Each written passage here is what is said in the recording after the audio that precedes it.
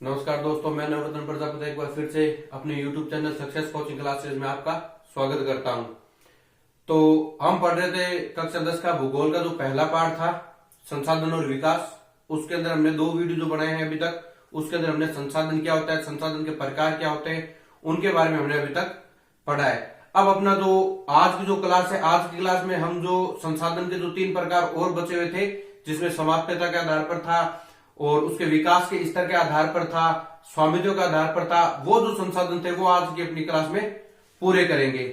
तो आइए आज की अपनी जो क्लास है वो शुरू करते हैं। इसके अंदर हमने देखा था पार्ट 1 पढ़ रहे थे हम।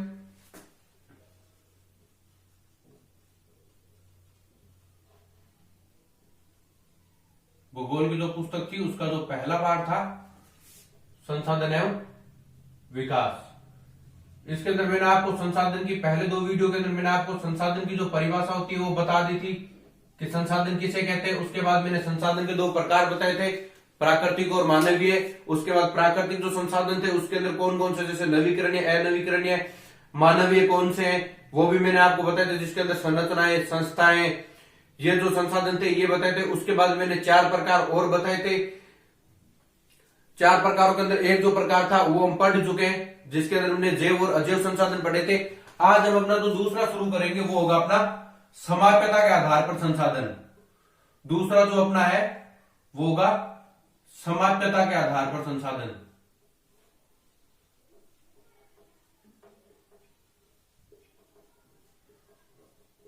समाप्यता के आधार पर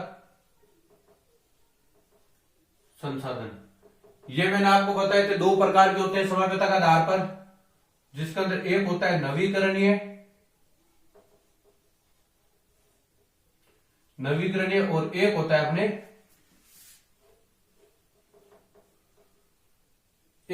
आपको बताया था अनवीकरण योग्य संसाधन। ये 2 प्रकार इसके अंदर आते हैं। अब अपने को ये देखना है कि नवीकरणीय संसाधन कौन सा होता है और इसके उदाहरण क्या होते हैं, और अनवीकरणीय संसाधन कौन से होते हैं, ये चीज अपने को देखनी है। समाप्यता के आधार पर होगा, मतलब समाप्त होने के आधार पर जो संसाधन है वो कितने प्रकार के होते हैं। उसमें 2 प्रकार है, एक नवीकरणीय और एक अनवीकरणीय के संसाधन। इसके अंदर अपने जो पहले देखना है वो होगा नवीकरणीय। तो समाप्यता के आधार पर जो पहला जो संसाधन आता है वो अपने आता है नवीकरणीय संसाधन। यानी अपने को अब ये देखना है कि नवीकरणीय जो संसाधन है ये कौन सा होता है और कौन कौन से संसाधन इसके अंतर्गत आते हैं। अब नवीकरणीय संसाधन, तो यहां अपने को अगर देखते हैं तो नवी नाम जो है इसके आधार पर हमें पता चलता है, यानी वो संसाधन है जिसको हम दोबारा क्या है कि बना सकते हैं, जिसका दोबारा हम निर्माण कर सकते हैं, वो जो होंगे अपने वो नवीकरणीय के संसाधन होंगे। तो अपनी अगर इसके अगर परिभाषा देखते हैं तो इसमें होगा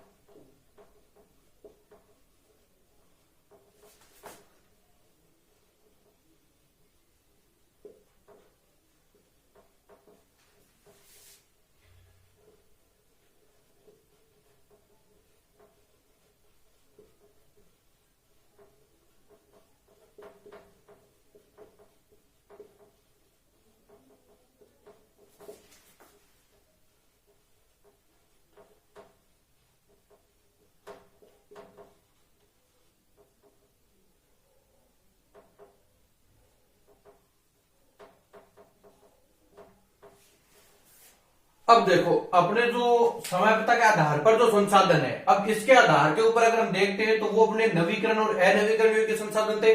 इसके अंदर जो अपना पहला जो संसाधन है वो है नवीकरणीय संसाधन, यानी नवीकरणीय संसाधन कौन से होते हैं? अब देखो, वे सभी संसाधन जिन्हें हम क्या कर सकते हैं, भौतिक रूप से, रासायनिक या फिर यांत्रिक प्रक्रियाओं के द्वारा, यानी इन तीन तरीकों से हम क्या कर सकते हैं, उन्हें दोबारा नवीकृत यानी पुनः उसका उत्पादन कर सकते हैं या पुनः उनका निर्माण कर सकते हैं।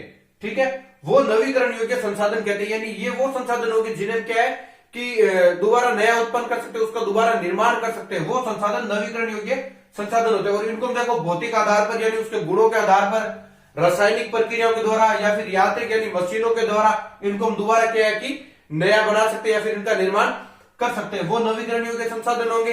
अब इसके अंदर इसे हम पुनः पूर्ति योग्य संसाधन भी कहते हैं, यानी पुनः दोबारा उससे क्या है कि उसकी पूर्ति हम कर सकते हैं, वो हो गया पुनः पूर्ति, यानी इसका जो अन्य जो नाम मिलता है वो पुनः पूर्ति योग्य संसाधन मिलता है। अब इसके अंदर देखो कौन कौन से संसाधन है, जैसे जल ऊर्जा, सौर ऊर्जा, पवन ऊर्जा, वन, ये जितने भी उदाहरण है ये सारे अपने आएंगे नवीकरण योग्य संसाधन में। जैसे पवन ऊर्जा, जल ऊर्जा है, जल ऊर्जा अगर एक बार समाप्त होती तो हम इसे क्या है कि दोबारा निर्माण कर सकते हैं इसका। सौर ऊर्जा, सूर्य से प्राप्त होने वाली जो ऊर्जा है उसको भी हम क्या है कि दोबारा निर्मित कर सकते हैं। पवन ऊर्जा को भी हम दोबारा निर्मित कर सकते हैं। वन अपने जो बचते हैं, जंगल वगैरह जो होंगे उन्हें भी हम क्या है कि दोबारा निर्मित कर सकते हैं। यानी ये जितने भी संसाधन है ये नवीकरणीय संसाधन के उदाहरण आते हैं। दूसरा अपने जो है वो अनवीकरण योग्य।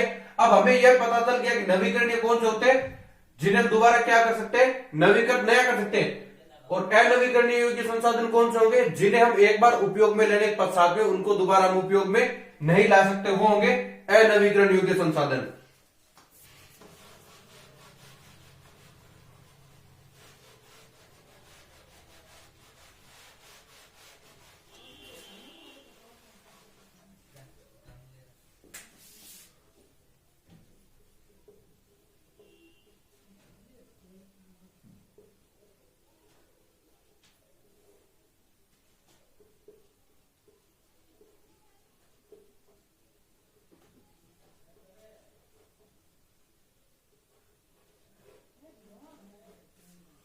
अब सेकंड देखो अनवीकरण योग्य संसाधन।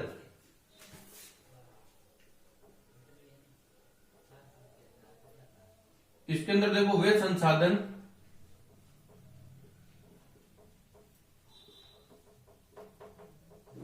जिन्हें एक बार प्रयोग किए जाने के पश्चात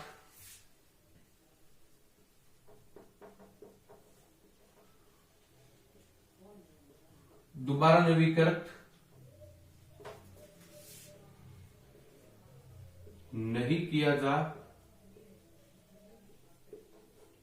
जा सकता है,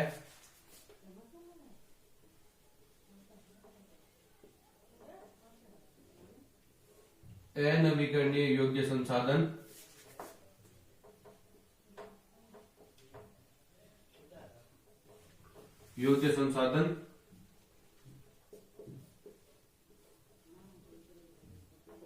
कहलाते हैं।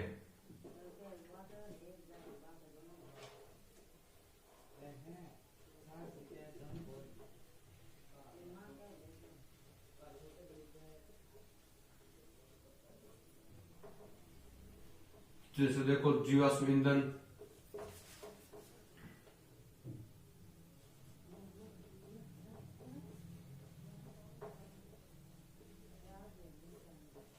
पेट्रोलियम आदि। अब देखो अपने को देखना अनवीकरण योग्य संसाधन कौन सा होता है, यानी वे संसाधन जिन्हें हम क्या है कि एक बार अगर उपयोग कर लेते हैं, उनका एक बार प्रयोग कर लेते हैं तो उसके बाद उसे हम दोबारा क्या है कि नवीकृत यानी उसे दोबारा क्या है उसका निर्माण नहीं कर सकते हैं, उन्हें अनवीकरण योग्य संसाधन कहते। दूसरा अनवीकरणीय योग्य जो संसाधन है इनको बढ़ने में क्या है कि हजारों लाखों वर्ष लगते हैं, इस वजह से इन्हें क्या है कि दोबारा उपयोग में नहीं कर सकते। जैसे जीवाश्म ईंधन हो गए, कोयला हो गया, कोयला हमें पता है कि कोयला जलने के बाद में उसका हम दोबारा क्या है कि उपयोग नहीं कर सकते, तो कोयले को बढ़ने में क्या है काफी हजारों लाखों साल।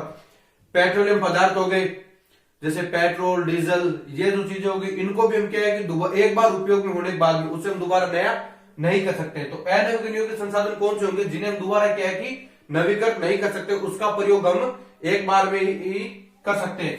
दूसरा, अनवीकरण योग्य जो संसाधन है इन्हें बढ़ने में क्या है कि हजारों लाखों साल लगते हैं। ये हो गया अपने समाप्यता के आधार पर। आगे अगर अपना तीसरा जो देखेंगे, तीसरे में होगा स्वामित्व के आधार पर संसाधन कौन कौन से होते हैं, कितने प्रकार के होते हैं। स्वामित्व के आधार पर अगर हम संसाधन देखते हैं तो वो 4 प्रकार के होते हैं।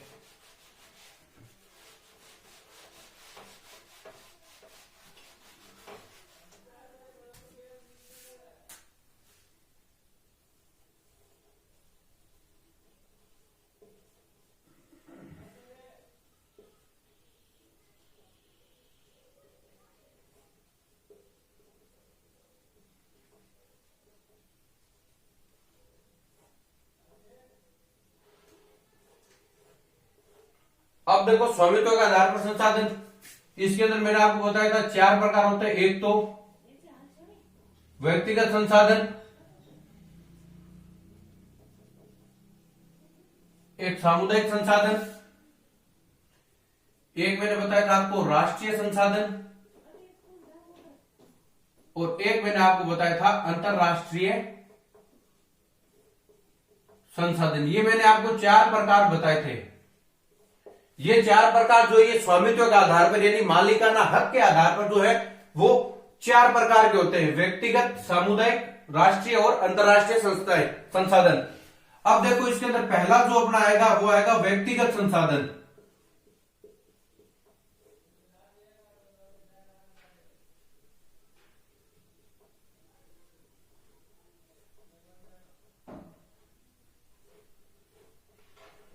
उसके बाद सेकंड अपना जो आएगा वो आएगा सामुदायिक संसाधन।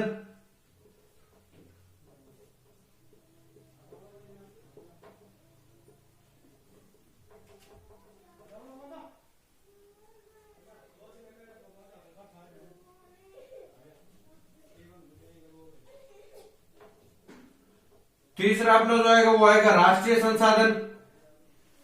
और चौथा जो अपना बचता है वो होता है अपना अंतरराष्ट्रीय संसाधन। ये अपने 4 प्रकार होते हैं स्वामित्व के आधार पर यानी मालिकाना हक के आधार पर। अगर हम देखते हैं तो व्यक्तिगत, सामुदायिक, राष्ट्रीय और अंतरराष्ट्रीय संसाधन, ये 4 प्रकार होते हैं। अब देखो व्यक्तिगत को हम निजी संसाधन भी कह सकते हैं, ठीक है। इसका जो स्वामित्व जो होता है व्यक्तिगत संसाधन का वो किसी एक व्यक्ति के हाथ में होता है, तो वो होगा व्यक्तिगत संसाधन। अब देखो व्यक्तिगत संसाधन के अंदर जैसे भूमि, घर, खेत, बाग, ये जो आएंगे ना ये अपने व्यक्तिगत संसाधन के स्वामित्व में आते हैं, यानी निजी व्यक्ति के हाथ में होते हैं ये जितने भी चीजें हैं।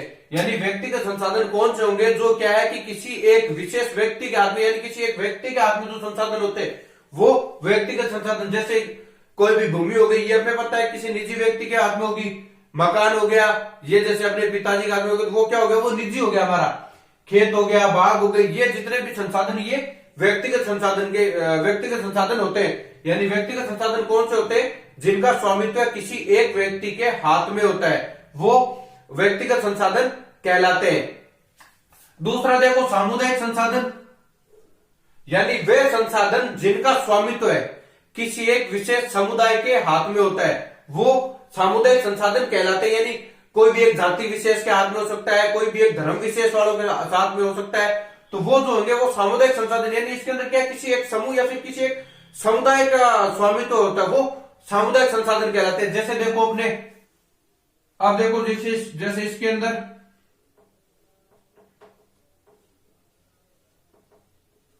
शमशान भूमि हो गई,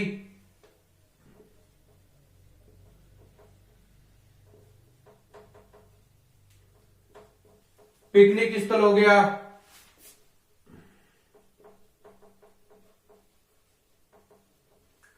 चारण भूमि आदि। ये जो ये क्या है कि किसी न किसी विशेष समुदाय के हाथ में होते हैं। जैसे शमशान भूमि, पिकनिक स्थल, चारण भूमि, ये अब जैसे पिकनिक स्थल है, ये हमें पता है कोई समुदाय विशेष के हाथ में हो सकता है। शमशान भूमि है, ये हर समुदाय की क्या है, अलग अलग होती है, हर जाति की अलग अलग होती है। तो ये जो संसाधन होंगे वो सामुदायिक संसाधन के अंदर आएंगे, यानी वे संसाधन जिनका स्वामित्व है किसी एक विशेष समुदाय के हाथ में होता है या विशेष समुदाय का स्वामित्व होता है, वो सामुदायिक संसाधन कहलाते हैं। अब आते हैं राष्ट्रीय संसाधन, यानी वे संसाधन जिनके ऊपर किसी एक राष्ट्र का या किसी एक देश का स्वामित्व होता है, वो राष्ट्रीय संसाधन कहलाते हैं। यानी जैसे भारत के जो संसाधन है वो क्या है कि भारतीय संसाधन, यानी भारत देश के हाथ में क्या है कि उन संसाधनों का स्वामित्व होता है, वो सारे सारे राष्ट्रीय संसाधन के अंदर आते हैं। अब जैसे कोई इसके अंदर देखते हैं राष्ट्रीय संसाधन के अंदर, जैसे अपने सड़कें हो गई, नहरें हो गई,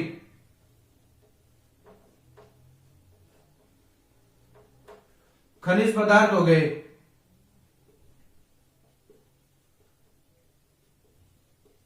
रेल लाइन आदि, ये जो आएंगे ये अपने राष्ट्रीय संसाधन के अंदर आते हैं। जैसे सड़कें, नहरें, खनिज पदार्थ, रेल लाइंस, ये जो भी है ना, ये अपने राष्ट्रीय संसाधन के हाथ में होते हैं। यानी ये वे संसाधन है जिनके हाथ में क्या है कि किसी देश विशेष का क्या होता है कि स्वामित्व होता है। अब ये जो चीजें हमें पता है, जैसे भारत की कोई भी रेल लाइन हो गई, खनिज पदार्थ, नहरें, सड़कें जो हो गई, ये सारी की सारी हमारे भारत देश के ही हाथ में होगी। ठीक है, जैसे भारत के अंदर है, भारत का जो क्षेत्रफल है उसके अंदर आने वाली ये चीजें जो है इसके ऊपर भारत देश का ही क्या है स्वामित्व है, तो ये राष्ट्रीय संसाधन होंगे। अब आगे अपने अंतरराष्ट्रीय संसाधन, यानी अंतरराष्ट्रीय संसाधन वे संसाधन होते हैं जिसके ऊपर क्या है कि किन्हीं दो स्वामित्व, किन्हीं दो देशों या फिर दो या दो से अधिक देशों का क्या है स्वामित्व होता है, वो अंतरराष्ट्रीय संसाधन कहलाते हैं। अब अंतरराष्ट्रीय संसाधनों के अगर हम देखते हैं तो इसके अंदर कौन कौन से उदाहरण अपने आते हैं। अब इसके अंदर देखो जो आएंगे अपने, वो आएंगे महासागरीय,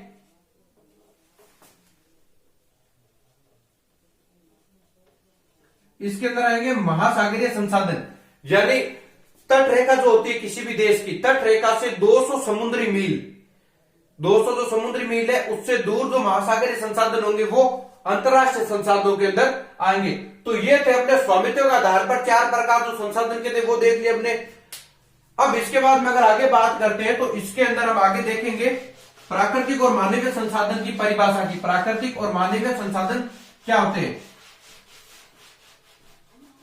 इसके अंदर एक चौथा जो बचा हुआ है आपने विकास के स्तर के आधार पर, वो हम अपनी जो अगली क्लास है उसके अंदर देखेंगे। आज मैं आपको लिखा रहा हूं दो जो परिभाषाएं और होती है अपनी, एक प्राकृतिक संसाधन और एक मानवीय संसाधन।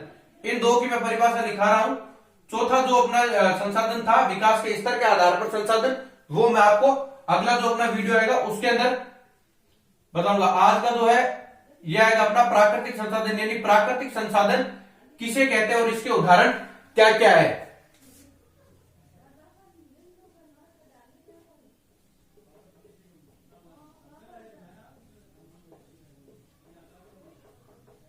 प्रकृति से प्राप्त वे सभी पदार्थ या तत्व जिनका कोई मानवीय उपयोग होता है, मानवीय उपयोग होता है,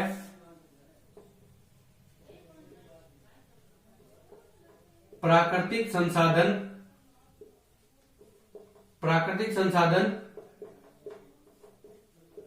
कहलाते हैं। जैसे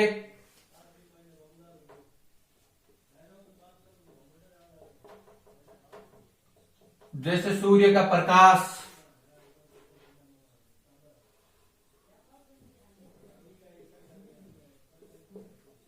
खनिज, जल, वन आदि। यानी अब हमने पहले जो देखी है वो होगी प्राकृतिक संसाधन, यानी प्रकृति से प्राप्त हुए सभी पदार्थ या तत्व जिनका कोई मानवीय उपयोग होता है। जैसे सूर्य का प्रकाश हो गया, इसका मानव के जीवन में कोई ना कोई उपयोग है। खनिज हो गए, इनका भी मानव के जीवन में कोई ना कोई उपयोग है। जल हो गया, वन हो गए, ये सारी जो है ये अपने प्राकृतिक संसाधनों में आते हैं और इनका क्या है कि मानव के जीवन में कोई ना कोई उपयोग जरूर होता है। तो ये क्या है, मानवीय प्राकृतिक संसाधन है, यानी वे संसाधन जो हमें किससे प्राप्त होते हैं, प्रकृति से, नेचर से जो प्राप्त होने वाले जो पदार्थ है वो सारे सारे प्राकृतिक संसाधन के अंदर आएंगे। और इन सब का क्या है कि मानव के जीवन में कोई ना कोई उपयोग जरूर होता है। दूसरा जो अपने आएगा वो आएगा मानवीय संसाधन।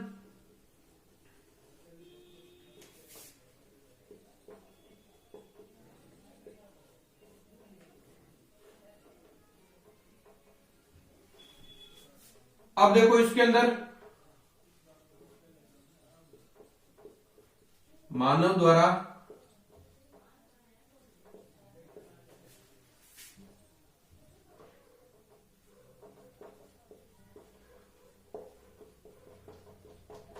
विकसित किए गए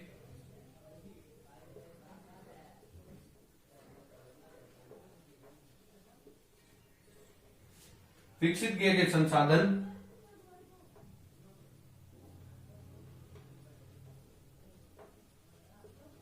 मानव संसाधन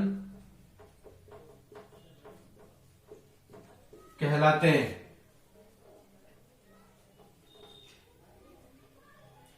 जैसे देखो अपने भवन,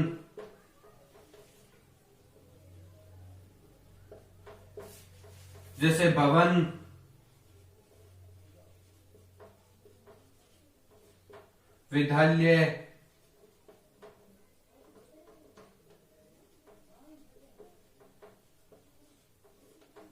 स्वास्थ्य, शिक्षा, मशीन, उद्योग, सड़क आदि। अब देखो हमने एक और संसाधन की बात की, वो है मानवीय संसाधन, यानी मानव द्वारा विकसित किए गए, यानी वे संसाधन जिनका जो निर्माण है वो मानव ने किया है अपने मतलब ज्ञान और कौशल की सहायता से। तो वो हो गया मानव द्वारा विकसित, यानी मानव के द्वारा निर्माण किए गए संसाधन, वो सारे संसाधन मानवीय संसाधन कहलाते हैं। जैसे भवन, विद्यालय, स्वास्थ्य से संबंधित चीजें हो गई, शिक्षा से संबंधित, मशीनें बनाना, उद्योग जो हो गए, सड़कें जो हो गई, ये सारी जो चीजें ये मानव ने क्या है विकसित की है। जैसे स्वास्थ्य सुविधाएं जैसे हो गई, आज के समय में काफी विकसित हो रही है, शिक्षा होगी, नई नई मशीनों का आविष्कार हो गया, नए नए उद्योगों का आविष्कार हो गया, सड़क निर्माण हो गया, भवन निर्माण, विद्यालय निर्माण, ये जो भी है ये सारे सारे मानव के द्वारा क्या है कि निर्मित किए जाते हैं। तो ये किसके अंदर आते हैं, मानवीय संसाधन के अंदर। तो आज हमने जो चीज देखी है उसके अंदर हमने देखा था कि समाप्यता के आधार पर जो संसाधन है वो कितने प्रकार के होते हैं, जिसमें मैंने आपको बताया वो संसाधन दो प्रकार के होते हैं, एक नवीकरणीय और एक अनवीकरणीय योग्य संसाधन। फिर मैंने आपको स्वामित्व के आधार पर बताया था जिसमें व्यक्तिगत, सामुदायिक, राष्ट्रीय और अंतर्राष्ट्रीय संसाधन। एक अपने जो और प्रकार बचता था विकास के स्तर के आधार पर, वो मैं जो है वो आपको मैं कल बताऊंगा, जिसके अंदर संभावित संसाधन, विकसित संसाधन, भंडार संसाधन और कोश संसाधन, ये जो चार प्रकार अपने कल देखेंगे। उसके अलावा हम देखेंगे संसाधन नियोजन क्या होता है, सतत पोषणीय विकास क्या चीज है, संसाधन संरक्षण की क्यों जरूरत पड़ती है। ये जो अपने वीडियो होंगे वो हम कल वाले अपना जो वीडियो आएगा उसके अंदर देखेंगे। आज की जो क्लास थी, आज की क्लास में अपने इतने टॉपिक है। अगर कोई भी आपको क्लास से रिलेटेड अगर कोई भी क्वेश्चन है तो आप क्या है कि वो कमेंट बॉक्स में बता सकते हैं। अगली जो अपनी क्लास होगी उसके अंदर मैं आपको उसका आंसर दे दूंगा। अगर आपको वीडियो पसंद आए तो लाइक कीजिए, शेयर कीजिए और चैनल को सब्सक्राइब कीजिए। Thank you.